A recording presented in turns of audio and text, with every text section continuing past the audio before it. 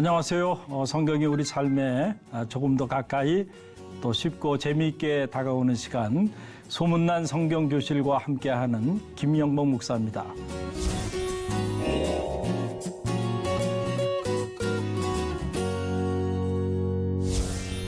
지난 시간에는 우리가 십계명의 제9계명 거짓 증거하지 말라라고 하는 부분을 함께 생각했고요. 오늘은 십계명의 제10계명이 되는 마지막 계명이죠.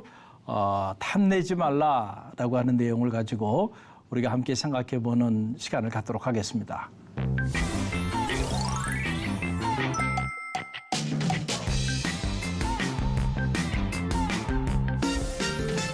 자, 10계명의 마지막 계명이 되는데요. 탐내지 말라라고 하는 부분이에요.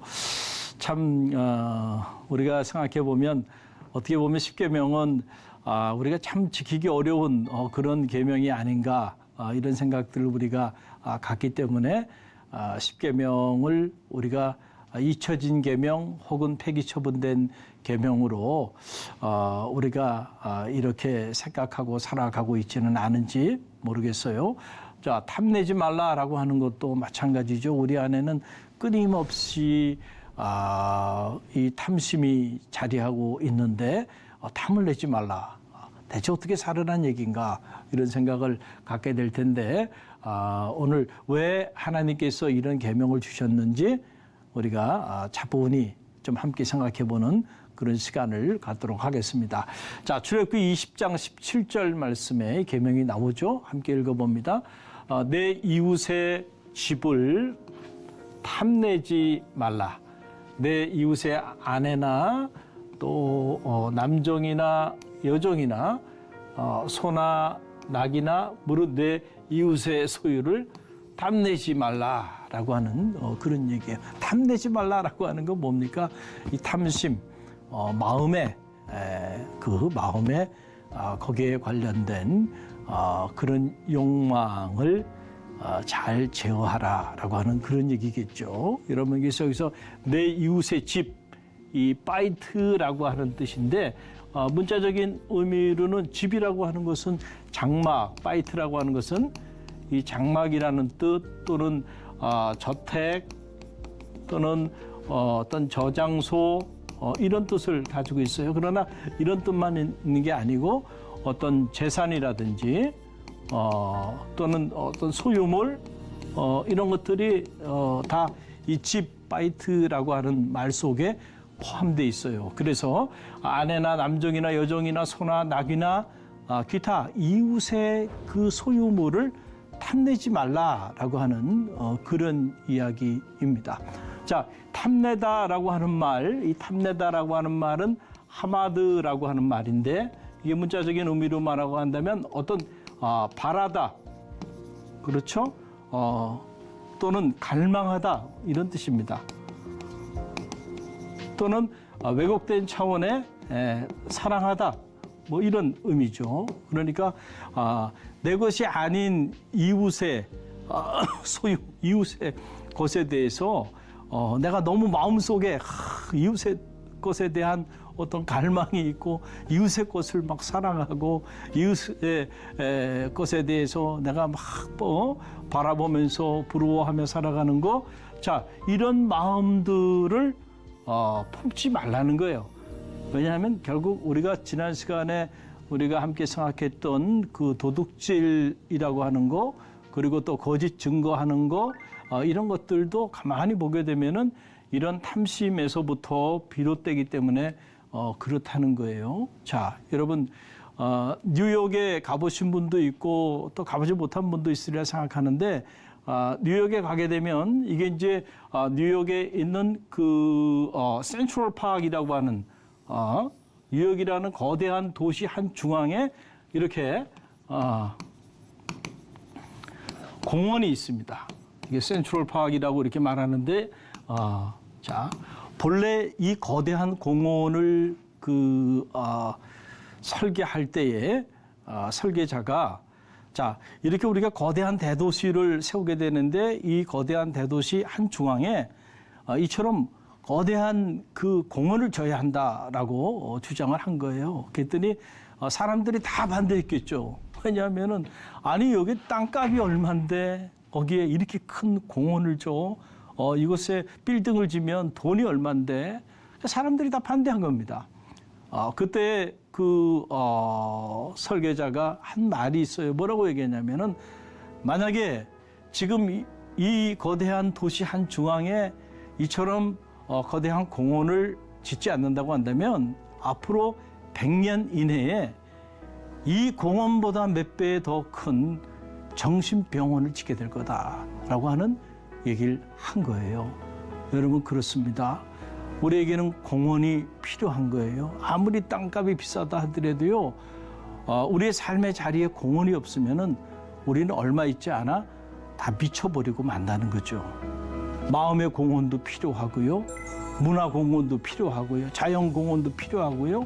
영적인 공원도 필요해요. 그런데 이 공원이 계속 파괴되고 있는 이유는 어디냐면 탐심 때문에 그렇습니다. 이 아까운 땅에 빌딩을 져야죠. 그래서 우리의 마음의 공원에도 빌딩을 막 짓기 시작하는 거예요. 탐심 때문에. 그러다 보니까 사람들이 미쳐가는 거예요. 이게 탐심이 결국은 우리로 하여금 우리의 삶의 공헌을 빼앗아가고 있다. 그래서 이 야고보 사도는 야고보서 1장 15절에서 욕심이 잉태한 즉 죄를 낳고 죄가 장성한 즉 사망을 낳느니라. 그러니까 욕심이라는 건 눈에 보이지 않아요. 겉으로 드러나지 않습니다. 그러나 우리의 마음의 자리 한복판에 자리하고 있거든요.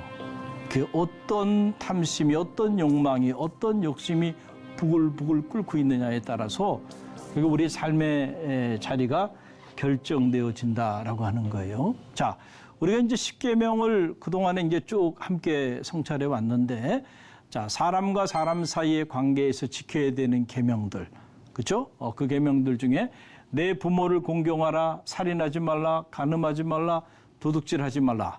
자, 그리고 또 뭐 거짓 증거하지 말라. 이것도 다 해당이 되는 부분들이죠. 자, 이 9계명도 자, 근데 이 모든 계명들은 가만히 보면은 뭐와 관계가 있냐면은 이 탐심과 관계가 있는 거예요. 탐심과. 왜 탐심과 관계가 있을까요? 우리 내면에 일어나고 있는 이 탐심을 제어하지 못하기 때문에 때로는 이제 자기 부모도 제대로 공경하지 못하고 사는 거예요. 그 이유가 다른 데 있질 않아요. 그래서 어떤 경우에는 자기의 그 탐심을 채우기 위해서 부모를 살해하는 이런 끔찍한 일도 일어나는 게 현실입니다. 자, 왜 살인을 하나요? 탐심 때문에 그렇습니다.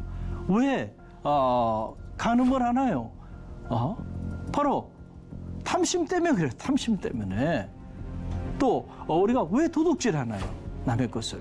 우리 마음 안에 그 탐심 때문에, 그 탐욕을 제어하지 못해서 일어나는 일들입니다. 자, 이런 것들이 다 이 탐심과 관련이 있고, 이 탐심은 더 나가서 우리 인간 스스로를 우상화 시켜버립니다.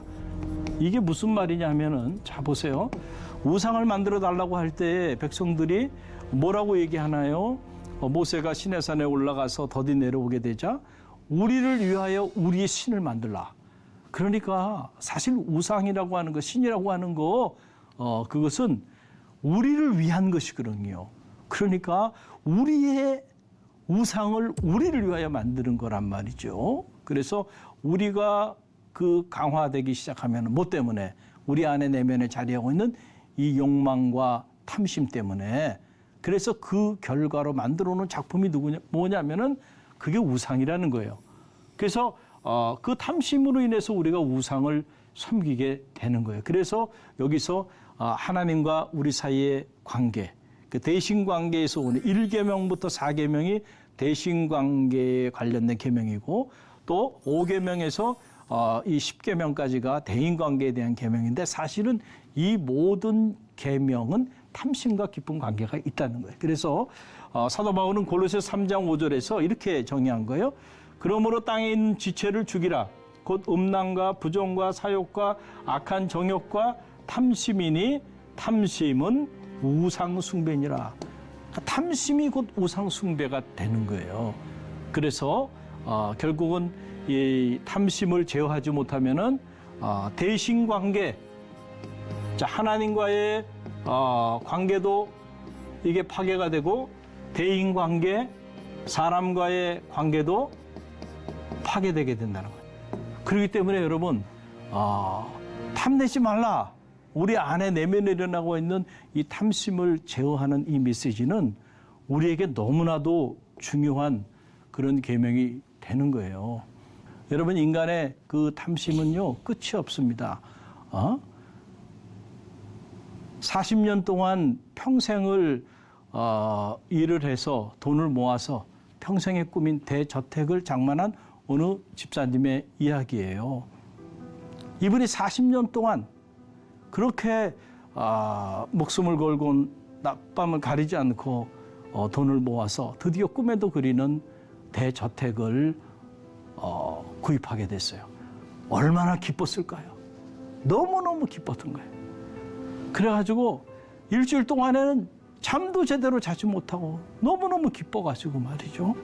그런데 일주일이 딱 지나고 난 다음에 바로 그 윗집에 한국 사람이 살고 있었는데 그 한국 사람이 이사 왔다는 소리를 듣고 집에 초대를 한 거예요. 그래서 집에 그 윗집에 올라가서 보니까 말이죠. 그 윗집 리빙룸에서 보니까 그냥 태평양이 한눈에 쫙 내려다 보이는 거예요. 뷰 맛집인 거야. 그리고 자기 집을 생각해 보니까 자기 집은 뷰 맛집이 아니고 태평양은 고사하고 바로 앞집 지붕밖에 안 보이는 거예요. 그때부터 40년 동안 일을 해서 꿈에도 그리는 대저택을 구했는데 계속 그 윗집하고 비교가 되기 시작하면서 말이죠. 그래서 마음에 그 기쁨과 감사를 잃어버렸다는 거예요. 그 정말로 기쁘고 감사했던 건 딱 일주일이었다는 겁니다. 40년 일해서 저택을 구입해가지고요.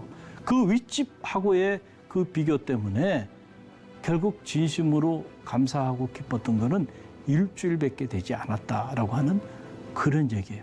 자, 이 상대적 박탈감을 갖게 된 거예요. 윗집 때문에. 특별히 이 탐심을 다스리지 않으면은 우리가 진정한 의미의 행복한 삶을 살기 어렵다는 거예요. 그래서 주님께서 말씀하신 거예요. 그들에게 이르시되 삼가 모든 탐심을 물리치라. 사람의 생명이 소유에 넉넉한 데 있지 않다. 엄청난 말씀을 주님이 하신 거예요. 에릭 프롬이라고 하는 사역자가 우리 to have or to be, 자, 소유냐 존재냐라고 하는 유명한 책을 썼잖아요.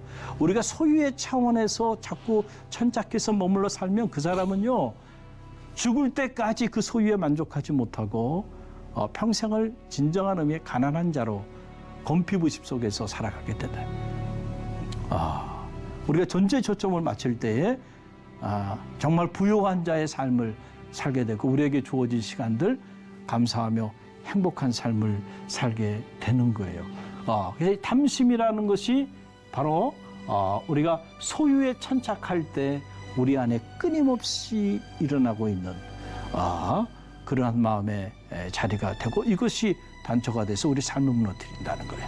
자, 그래서 사도 바울은 에베소서 5장 5절에서 너희도 정녕 이것을 알거니와 음행하는 자나 더러운 자나 탐하는 자 곧 우상 숭배자는 다 그리스도와 하나님의 나라의 기업을 얻지 못하니라. 탐하는 자 이꼬르 뭐예요?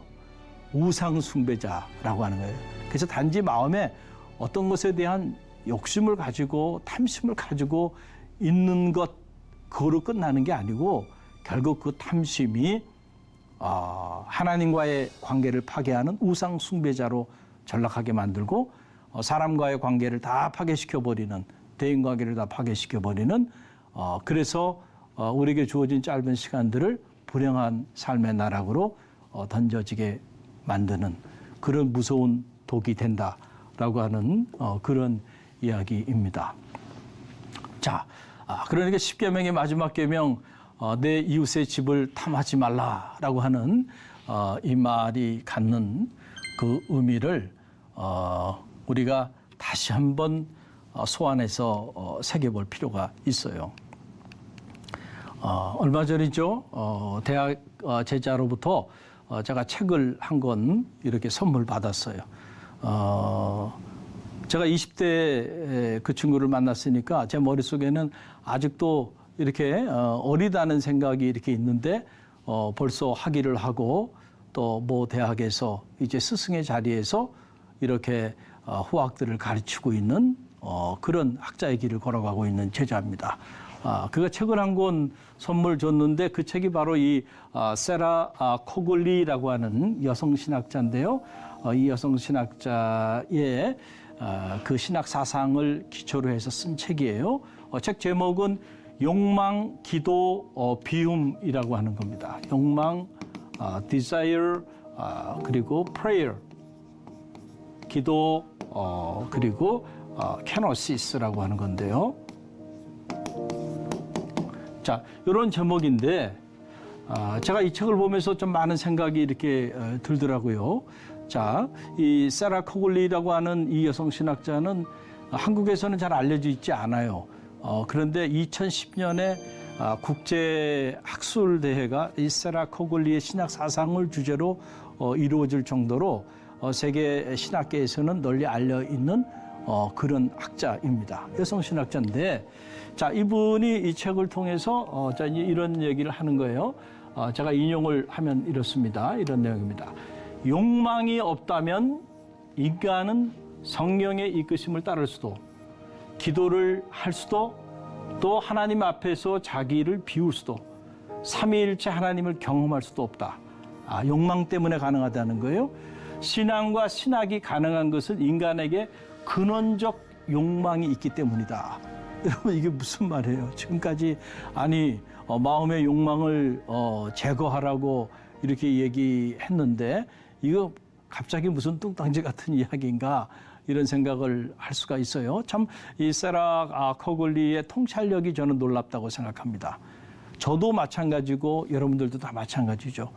여러분들이 열심히 살아가는 이유가 어디 있나? 여러분의 마음의 자리 안에 욕망이 있기 때문에 그런 겁니다. 그렇죠. 만약에 그 욕망이 더 잘 살고 싶은 욕망, 더 높은 곳에 오르고 싶은 욕망, 남보다 더 많은 것을 성취하고 싶은 욕망, 내게 주어진 인생을 성공적으로 살고 싶은 욕망, 공부를 잘하고 싶은 욕망, 그런 것들이 우리 안에 강하게 자리하고 있기 때문에 우리가 그 욕망을 따라 움직이고 있는 거죠. 오늘도 제가 새벽 기도를 하고 왔는데, 자, 새벽에 하루의 첫 시간 새벽 5시에 성소에 나와서 기도하는 일 쉽지 않아요. 그러나 누군가는 나와서 성소에서 기도한단 말이에요. 그 사람들은 어떻게 그 내면에 보게 되면 다 욕망들이 있어요. 하나님과 더 깊이 있는 교제 안에 있고 싶은 거룩한 욕망을 가진 분도 있고, 어떤 분들은 자녀가 잘 됐으면 좋겠다, 자녀에 대한 욕망, 어떤 분들은 또 자기 인생에 대한 그런 욕망들이 강하게 자리하고 있기 때문에 남보다 더 일찍 일어나서 하나님께 나와 하루의 첫 시간 기도할 수 있는 거죠. 세라 코글리는 그걸 얘기하는 거예요. 욕망이 없다면 우리가 정말 하나님께 나가 기도할 수 있겠는가? 욕망이 없다고 한다면 우리가 거룩한 하나님 삼위일체 하나님 앞으로 나아갈 수 있겠는가? 이런 얘기를 하는 거예요. 결국은 그 우리를 움직이는 그 에너지 중에 욕망이라고 하는 것이 자리하고 있다는 거예요. 그래서 욕망 자체가 나쁜 것은 아니다. 탐욕, 탐심 자체가 나쁜 건 아니다. 그것이 있어야 된단 말이죠. 자, 중요한 것은 그 탐심이, 그 욕망이, 그 디자이어가 세상을 향하느냐, 하나님을 향하느냐에 따라서 이게 선하기도 하고 악하기도 하다라고 하는 것이 세라 코글리의 이야기입니다. 그러니까 우리 안에 일어나고 있는 그 거룩한 욕망, 우리 안에 있는 그 욕망, 세상을 향한 욕망을 하나님을 향하게 할 때에 그 욕망이 거룩한 욕망이 되는 것이죠.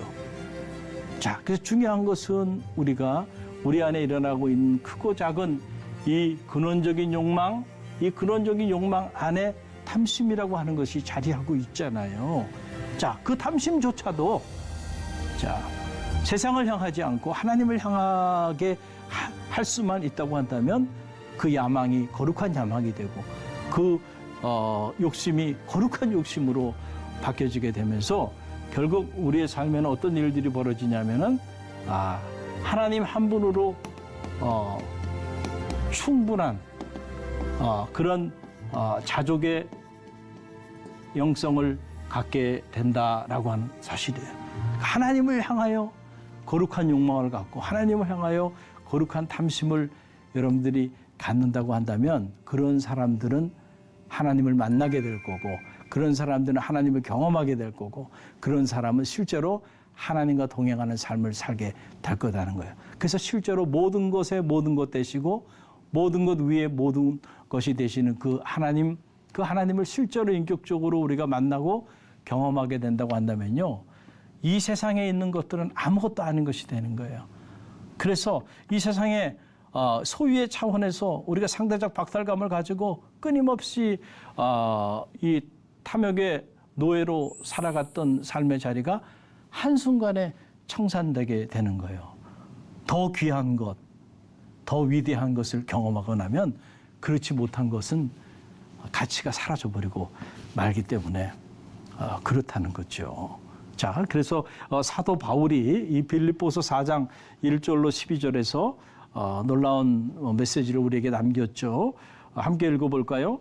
내가 궁핍함으로 말하는 것이 아니라 어떠한 형편에든지 뭐하기를 자족하기를 배웠노니 나는 비천에 처할 줄도 알고 풍부에 처할 줄도 알아 모든 일 곧 배부름과 배고픔과 풍부와 궁핍에 처할 줄도 아는 일체의 비결을 배웠노라. 이야, 아니 어떻게 이런 일이 일어날 수 있지? 여러분, 사도 바울이요 예수 그리스도 안에서 하나님을 실제로 경험한 거예요. 하나님을 실제로 만난 거예요. 사도 바울은요 정말 남다른 열정, 남다른 욕망, 남다른 탐심이 바울 안에 있었던 인물입니다. 그래서 그는 이 유대교에 대한 그의 열정은 남달랐죠. 그래서 유대교에 위반되어지는 이 모든 기독교 사상이나 기독교 교회나 그리스도인들을 앞장서서 박해했던 사람이에요.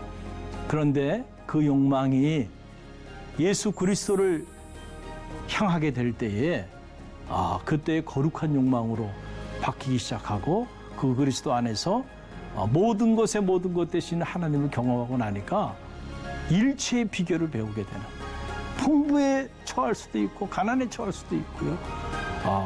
어떤 삶의 형편에 처하든지 간에 그런 것들 때문에 일비일리하지 않고 오히려 일체의 비밀을 배워 자족의 삶을 살게 되는 그러한 기독교 영성가로 변화되어지는 그런 역사가 나타나게 되었다라고 하는 그런 사실입니다. 자, 우리 안에 탐심이 없을 수가 없죠. 그러나 그 탐심이 거룩한 탐심으로 변화되어지는, 그래서 우리 안에 일어나는 그 끝없는 욕망이 거룩한 욕망이 돼서 오히려 하나님과 하나님의 사람들 앞에 존귀하게 쓰임받게 되는 그런 축복이 있게 되기를 간절히 바랍니다. 자, 오늘 여러분 어떻게 유익하셨나요? 오늘 수업 유튜브 영상으로도 이렇게 올라가게 되니까요. 궁금한 내용은 다시 보기로 이렇게 확인해 주시고요. 또 이제 오늘 1계명부터 10계명까지 우리가 함께 생각했는데 이제 다음 시간에는 이제 결론으로 오늘의 10계명 사랑의 매뉴얼이라고 하는 제목을 가지고 결론적으로 그동안에 우리가 함께 생각했던 10계명의 의미를 총정리하는 뜻깊은 시간을 갖고자 합니다. 아무쪼록 여러분 건강하시고 또 다음 시간에 얼굴 뵙도록 하겠습니다. 수고들 하셨습니다.